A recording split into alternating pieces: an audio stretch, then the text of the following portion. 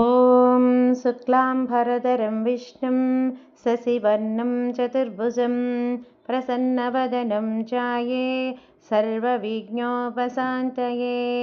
ॐ अखण्डमण्डलाकारं व्याप्तं येन चराचरं तत्पदं दर्शितं येन तस्मै श्रीगुरवे नमः।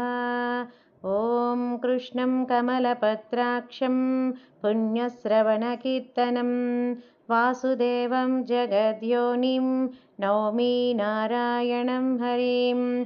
ॐ व्यासाय विष्णुरूपाय व्यासरूपाय विष्णवे नमो वै ब्रह्मनिधये वासिष्ठाय नमो नमः। ॐ नारायणं नमस्कृत्य नरं चैव नरोत्तमं देवीं सरस्वतीं व्यासं ततो जयमुदीरये।